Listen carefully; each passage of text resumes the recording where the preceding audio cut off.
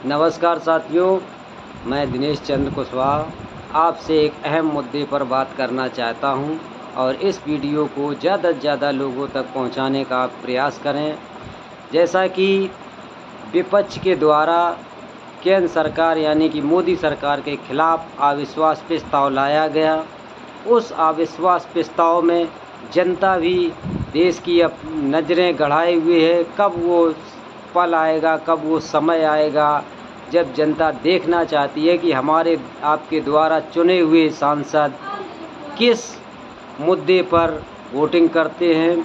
क्या हमारे देश के सांसद मणिपुर की हिंसा, मणिपुर में जो महिलाओं के साथ नग्न कर परेड कराकर उनके साथ दुर्व्यवहार, बलात्कार जैसी घृणित कार्य किया गया, क्या सांसद ऐसी घटनाओं के खिलाफ वोटिंग करेंगे या ऐसी घटनाओं के फेवर में वोटिंग करेंगे।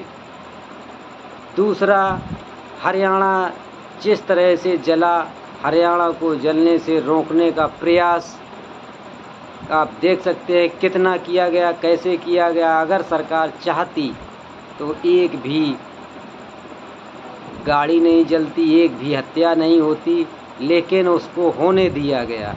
क्या हमारे देश के सांसद ऐसे दंगा फसाद के साथ खड़े होंगे या दंगा रोकने के लिए अपनी वोटिंग करेंगे। तीसरा, जिस तरह से उत्तर प्रदेश के बरेली में एसपी प्रभाकर चौधरी जी ने जिस तरह से अपनी सूझबूझ से दंगा को होते होते रोक दिया, क्या ऐसे लोगों के साथ खड़े होंगे जो दंगा को रोके या ऐसे लोगों के साथ खड़े होंगे हमारे देश के सांसद जो इस देश को आग में झोंकना चाहते हैं। चौथा, जिस तरह से ट्रेन पर एक कांस्टेबल अपने ही सीनियर को गोली मार देता है, सिर्फ इस पर कि जो देश में रहेगा योगी मोदी कहना पड़ेगा। इस बात से बहस होती है और अपने ही सीनियर को गोली मार देता है और साथ ही साथ ट्रेन में मौजूद मुसाफिरों को टोपी देखकर पहचान कर कि ये मुस्लिम समाज के लोग हैं, उनको भी गोली मार देती है। तो ऐसे अपराधियों के साथ हमारे देश के सांसद खड़े होंगे या जनता के साथ खड़े होंगे। इसी तरह से सैकड़ों मुद्दे हैं, जैसे कि हमारे देश के जो नौजवान बेरोजगार, उनके साथ हमारे देश के सांसद खड़े होंगे या जिनको बेरोजगार रखा गया उनके साथ खड़े होंगे।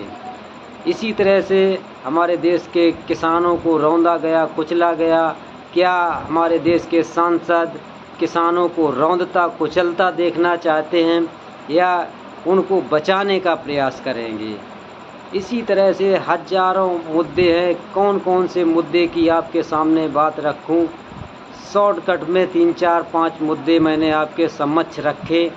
तो देखना यही है, समझना यही है कि हमारे देश के जो हमारे आपके द्वारा चुने हुए जनप्रतिनिधि, उनके पास एक दोबारा मौका दिया है विपक्ष ने, तो उसको कितना आगे बढ़ाते हैं या बैकफुट पर ले जाने का काम करेंगे।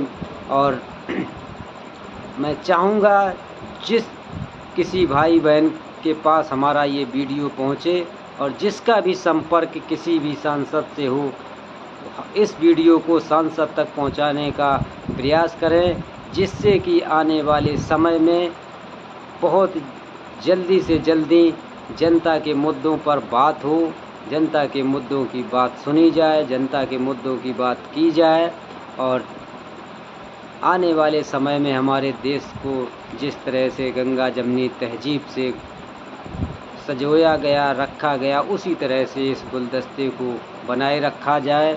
तो साथ ही साथ एक चीज़ और कहना चाहेंगे, हम आप बहुत छोटे लोग हैं, बहुत ही सूझबूझ से काम लेना होगा। लोग अपनी राजनीतिक रोटियां सेंकने के लिए दंगे कराएंगे, फसाद कराएंगे। हमको आपको सचेत रहना है, अपने अपने बच्चों को समझाना है कि किसी भी ऐसी गलत अफवाह में ना फंसें और ना ही किसी नेता के अभिनेता के चक्कर में आएँ। आपने देखा होगा किसी भी नेता का एक भी बच्चा, बेटा हो या बेटी, किसी भी आंदोलन में, किसी भी दंगा फसाद में नहीं जाता है। उनके बच्चे विदेशों में पढ़ते हैं। हमारे आपके बच्चों को मरवाने की साजिश की जाती है इन राजनीतिक लोगों के द्वारा, और हिंदू मुस्लिम कराकर वोट लिया जाता है, फिर हमारा शोषण किया जाता है। तो इसी के साथ अपनी बात को यहीं पर समाप्त करता हूँ। बहुत ही सूझबूझ से काम लें, बहुत ही समझदारी से काम लें, अपने अपने पड़ोसियों को समझाएं, आपस में वैमनस्यता न फैलाएं। जैसे हम लोग पहले रहते थे ऐसे भी आगे रहते रहें। इसी के साथ इस वीडियो को समाप्त करते हैं। जय हिंद, जय भारत, जय संविधान, जय भीम।